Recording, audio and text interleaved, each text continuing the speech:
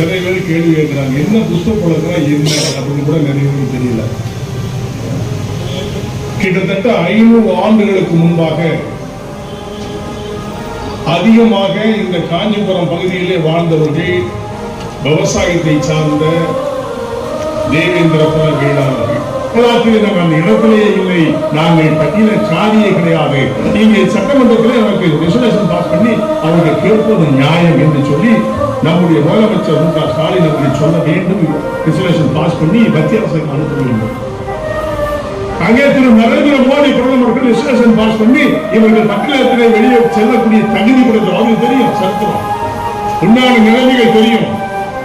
அதுக்கு இப்படித்தான் முடியுமே தவிர நீங்க நினைக்கிற மாதிரி நம்ம திருப்பிடுவா கத்தினாலும் இப்படி ஒரு மேல போட்டு பேசினாலும் நிச்சயம் முடியும். நாங்கள் தாழ்த்தப்பட்டவர்களே அல்ல, தலையில் நிமிர்ந்தவர்கள். தேவ சோழ பாண்டிய வர்க்கத்திலே பிறந்த மாவீரனாக தளபதிகளாக தலைவராக வாழ்ந்த இந்த குலத்தை பார்த்து இடிகளை படைத்து விட்டார்களே சண்டாளர்கள் என்று சொல்லுவாரு. இன்னைக்கு நாங்கள் போராட்டத்தை கையெழுத்திருக்கிறோம். அந்த புஷ்ப பல்லக்கிலே காமாட்சி அமர வைத்த பொழுது நீங்க குட்டாதான் புஷ்ப பல்லக்கு செல்லும் இந்த வரலாறு இருக்கிற ஒரு பணியை சொன்னார்.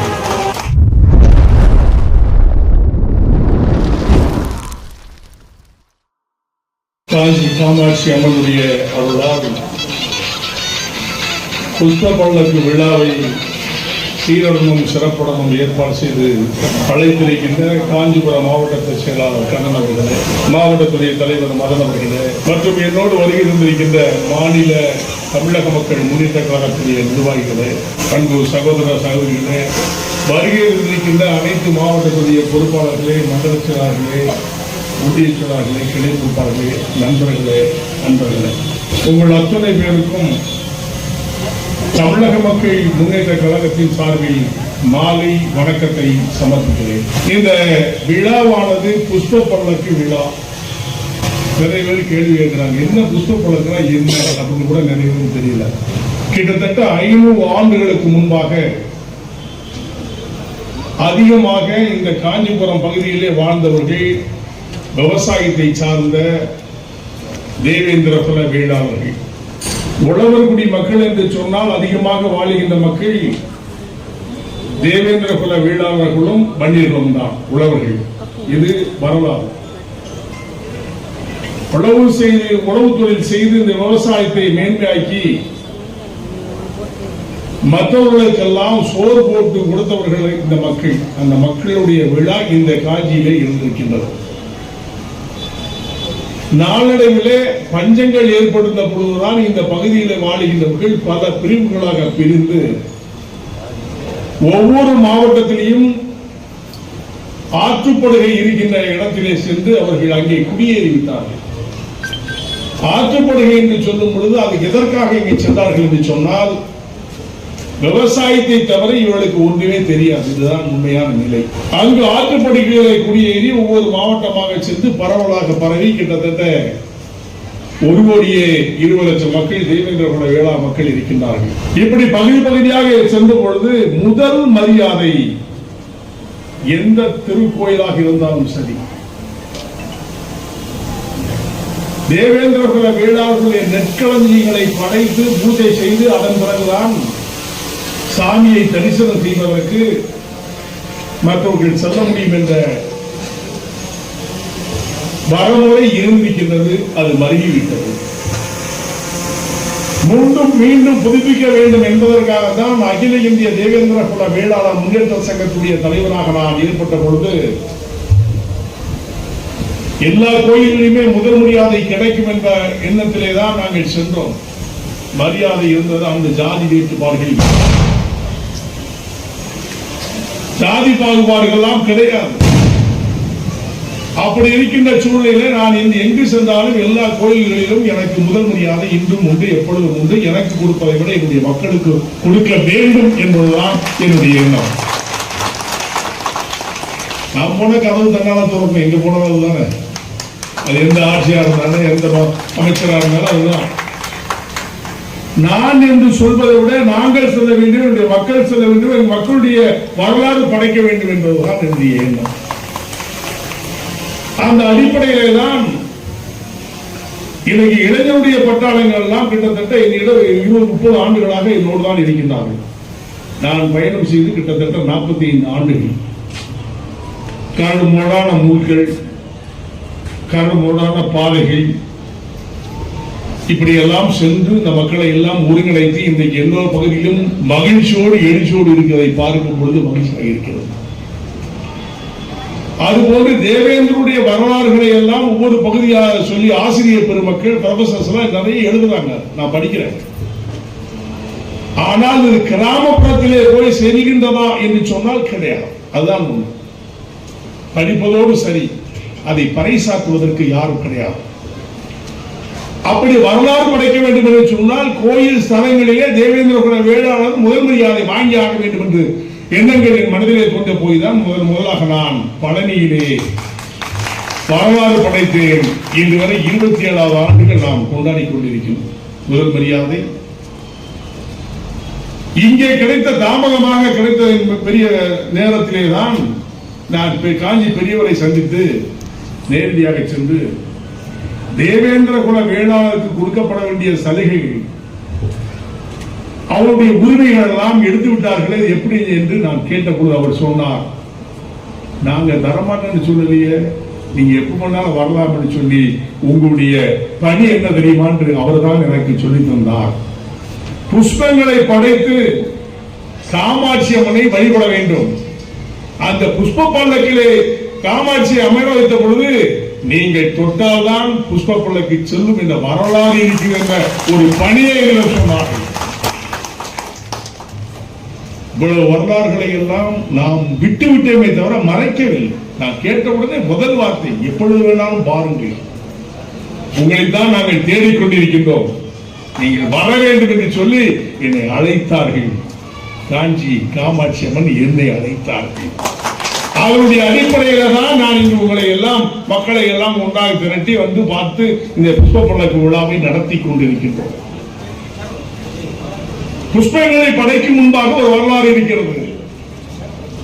படைப்பதற்கு முன்பாக அருகாமையில் இருக்கின்ற சகோதரர் இஸ்லாம் சகோதரருடைய தர்காவிலே போய் பூஜைகளை செலுத்திவிட்டு அவர்கள் கொடுக்கின்ற பூக்களை கொண்டு இங்கு சாத்த வேண்டும் என்பது வரலாறு. அப்படித்தான் இப்பொழுது நான் நோன்பு நேரமாக இருந்தாலும் சரி, அவர்கள் துவா செய்வதற்கு முன்பாக நாம் செல்ல வேண்டும் சொல்லி தர்காவுக்கு சென்றேன். அவர்கள் கொடுத்த மரியாதையை வாங்கி கொண்டு ஒரு புஷ்பத்தின் கையிலே கொடுத்து விட்டார்கள். இப்பொழுது எனக்காக காத்துக் கொண்டிருக்கின்றார்கள்.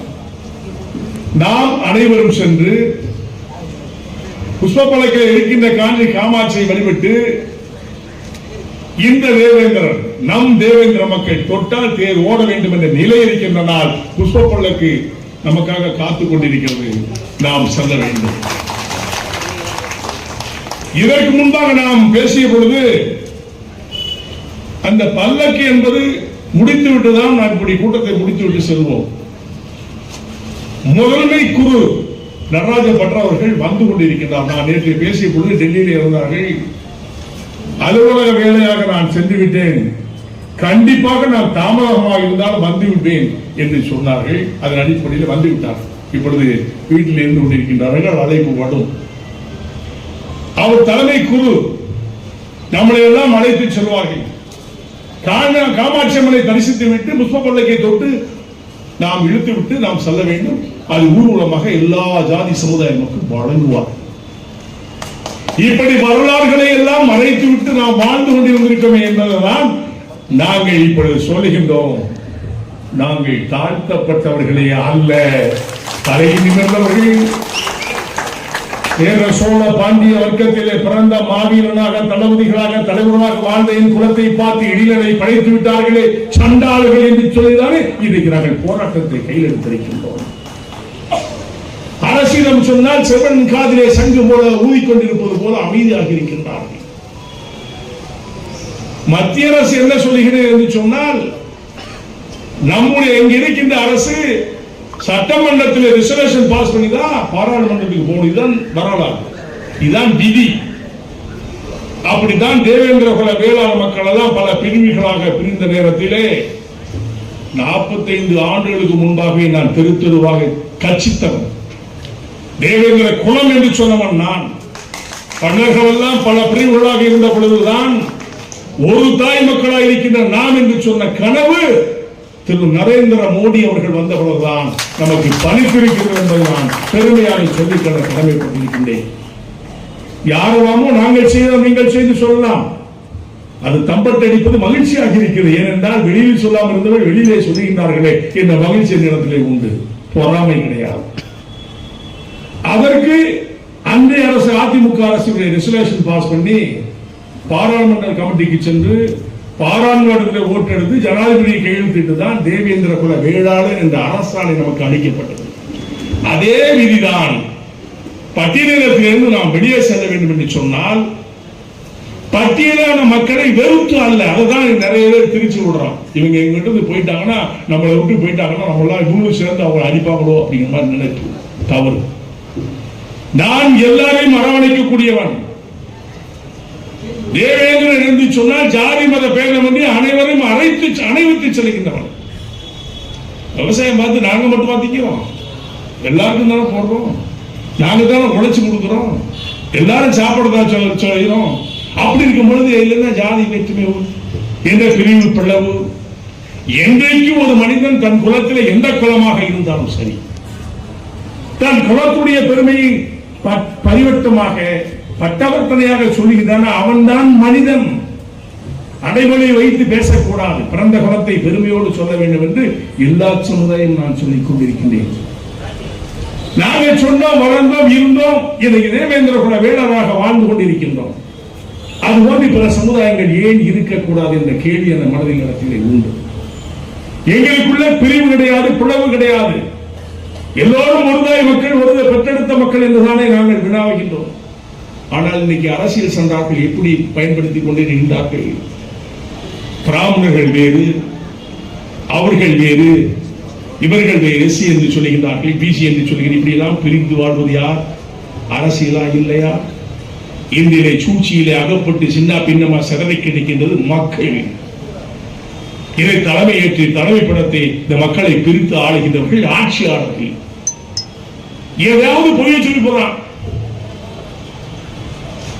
பொய்ய சொல்லி மக்களிடத்தில் விஷத்தை தூய்கிறான். நல்ல செய்தியை சொல்றதே கிடையாது. ஏனென்றால் ஆட்சியாளர்கள் யாராக இருந்தாலும் ஓட்டு பொறுக்கிகளா மக்களை ஏமாற்றி படைக்கின்ற கூட்டம் தான் அரசியல். ஆனால் நாம் அப்படி அல்ல. எல்லோரும் ஒரு ஒன்றை குலம், ஒருவினை தீரம். நமக்குள் கருத்து வேறுபாடு, பிளவு பிரிவுகள் கிடையாது. அப்படி இருக்கின்ற என் மக்களை பார்த்து இடைநிலைப்படுத்தும் பொழுது எப்படி பொறுத்துக் கொண்டிருக்க முடியும்? நாங்கள் அந்த வரலாற்றிலே நாங்கள் அந்த இடத்திலேயே இல்லை. நாங்கள் பட்டியல சாதியே கிடையாது.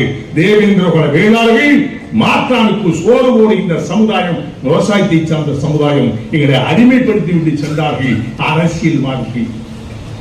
இது வெளிப்போடு நாங்கள் பேசுவோம் என்று சொன்னால் இங்கே சட்டமன்றத்திலே நமக்கு ரெசல்யூஷன் பாஸ் பண்ணி அவர்கள் கேட்பது நியாயம் என்று சொல்லி நம்முடைய முதலமைச்சர் மு.க. ஸ்டாலின் அவர்கள் சொல்ல வேண்டும். ரெசல்யூஷன் பாஸ் பண்ணி மத்திய அரசுக்கு அனுப்ப வேண்டும்.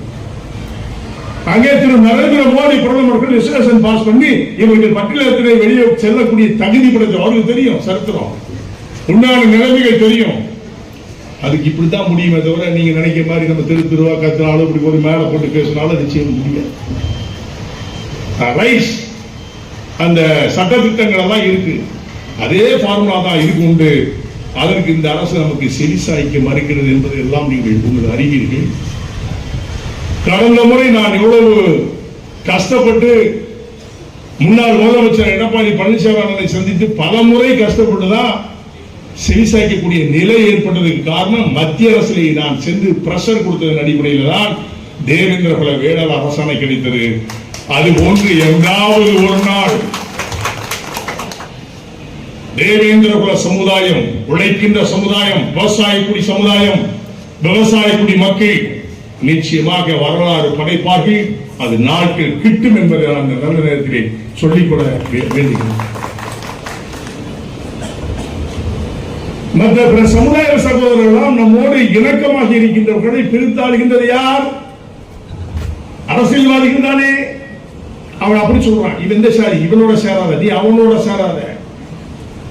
வெட்டினால் ரத்தம் ஒன்றுதான், வெட்டி பார்க்க வேண்டியதான். நிலை ஏற்பட்டால் அதையும் செய்யக்கூடிய நிலை ஏற்படும் என்பதுதான். ஏற்றத்தாழ்வு கிடையாது. நாங்கெல்லாம் புரட்சி செய்யும் பொழுது ஆரம்ப காலத்துல எல்லாம் இத்தனை முறை எங்கேயாவது ஒரு பெரிய கலவரம் ஏற்படுச்சுன்னா உடனே பிடிச்சி ஜான் பண்ண பிடிச்சி உள்ள போடியாண்டுவான். எதுக்கியா உள்ள போறீங்கன்னு சொன்னா அங்க கலவரம் வந்துச்சு, நீதான் காரணம், நான் வீட்டுல இருக்கேன். எப்படி எப்படியெல்லாம் மக்களுடைய புரட்சியை வளர்ப்பதற்கு தடை செய்தார்கள், எத்தனை முறை சிறையை அனுப்பிட்டு வைத்தார்கள். நான் செய்த பாவம் என்ன, கொடுமை என்ன? ஒன்றுமே கிடையாது. மக்களை உண்டாக திரட்டியதுதான் காரணம். இன்னைக்கு கிட்டத்தட்ட 400-500 சங்கம் வச்சிருக்கீங்க, சந்தோஷம். ஏன்னா வீதியில் இருந்தவனை வீட்டில் உட்கார வைத்து, படிக்க தெரியாதவனை படிக்க வைத்து, ஆள தெரியாதவனை ஆள வைத்து, தரிசனம் செய்யாதவனை கோயிலில் போய் கும்பிட சொல்லி, எல்லாரும் இப்படித்தான் இருக்க வேண்டும் என்று சொல்லி தெரு தெருவாக வீதி வீதியாக நான் அலைந்து திரிந்து உங்களை எல்லாம் நான் மக்களாக, மனிதனாக, மற்றவனுக்கு எடுத்துக்காட்டாக, தேவேந்திர குல வேளாணாக ஆக்கியதற்காக இன்னைக்கு தலைவர்கள் பல தோன்றிவிட்டார்கள். நான் என்னை தலைவர் என்று எதுவே சொன்னது கிடையாது. என் பின்னால் இருக்கின்றார்கள் மக்கள், அவர்களை தலைமை ஏற்று நடத்துகின்றவன் என்றுதான் நான் சொல்லுவேன். உரிமைக்காக குரல் கொடுப்பதுதான் என்னுடைய வேலையாக இருக்கும். அன்று சொல்வது போல் இன்று சொல்லுகின்றேன். என் உயிர் மூச்சு இருக்கும் வரை உங்களை விட்டு அகலேன் என்று அன்று சத்தியம் செய்தேன். அதுவரை இன்று வரை தொடர்ந்து செய்து கொண்டிருக்கின்றேன். எத்தனை தலைவர்கள் அவரவர் சமுதாயத்தை காப்பாற்றிக் கொண்டிருக்கின்றார்கள். மற்ற சமுதாய தலைவர்கள் எல்லாம் மக்களை வைத்து பொழைப்பு நடத்தி கொண்டிருக்கின்றார்கள். பிற சமுதாயத்துக்காரர்கள் அவருடைய பிறந்த சமுதாயத்திற்கோ அவருடைய குலத்திற்கோ சேவை செய்வதே கிடையாது. ஒன்றாக கூடுவார்கள், துதிபாடுவார்கள், யாரோடு இணக்கமாக இருக்கின்றார்கள் அவர்களை துதிபாடி அவர்கள் படைத்துக் கொண்டிருக்கிறார்கள். இதுதானே இன்னைக்கு தமிழ்நாட்டுடைய தலைவிதி. எப்பொழுது இடியும் இந்த காலம், தேர்தல் நேரத்திலே வருவார்கள், சகோதரன் சகோதரி என்று அரவணைப்பார்கள், கட்டி அணைப்பார்கள், காசை கொடுப்பார்கள், வாக்கு சேகரிப்பார்கள், சென்று உயரத்திலே மத்தியமத்திலே படுத்துறங்கிவிட்டு மக்களை பார்த்து மன்னர்கள் என்று சொல்வார்கள். இதுதானே நிலை ஏற்பட்டுக் கொண்டிருக்கின்றது. இப்படி எல்லாம் வாழ்ந்த மக்களை மனிதர்களாக நீ திருப்பி அறிந்து சொன்னவர்களே நாம் எல்லாம் அடிக்க ஆரம்பித்தோம். மற்றவர்கள் நம்மளை பார்த்து பயப்பட ஆரம்பித்தார்கள். அவர்கள் சொன்ன போது நீங்கள் இப்படித்தான் இருக்க வேண்டும் என்று சொல்லி இருக்க வைத்தது சொல்ல நம்முடைய நிலை என்ன, இந்த மக்களுடைய நிலை என்ன? அனைத்து ஜாதி சமுதாய மக்களை நான் சொல்கிறேன், உரிமைக்காக குரல் கொடுங்கள், உண்மைக்காக பாடுபடுங்கள், சகோதரராக தெளிவுடுங்கள். நாம் எல்லாம் உருதாய மக்களாக திகழ்வோம். யாருக்கும் அஞ்சோம் என்ற நிலையை உருவாக்க வேண்டும் என்று சொல்லி அன்பாக கேட்டு அன்னை காஞ்சி காமாட்சியை வணங்கி புஷ்ப பல்லக்கு நேரமாகிவிட்டது. நம்மளை அழைத்து செல்வதற்கு மூத்த குரு வந்து கொண்டிருக்கின்றார். நேரடியாக நாம் புஷ்ப பல்லக்கு விழாவுக்கு செல்ல வேண்டும்.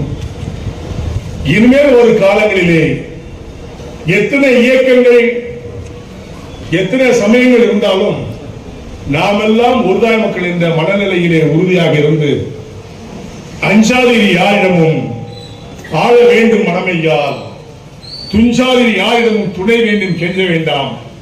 வாழ்க மக்கள், வளர்க தேவேந்திர குல வேளாளர் என்று கூறி உழைப்பே உயர்வு, உண்மையா இருங்கள், உழைக்கின்றவனுக்கு நிலம் சொந்தம், உழைவதற்கு நாடு சொந்தம் என்ற நிலையை நீங்கள் உருவாக்க வேண்டும். மாற்றானுக்கு அடிமையாக கூடாது. அடிமை வாழ்வு வாழ்கிறவன் செத்து போகட்டும் என்று அவர்களை சாகட்டும் என்று சாரமிட்டு நாம் எல்லாம் வீரனாக வாழ வேண்டும். ஒரு நாள் வாழ்ந்தால் போன்ற நிலையை நீங்கள் உருவாக்க வேண்டும் என்று சொல்லி முடிக்கின்றேன். நன்றி, வணக்கம்.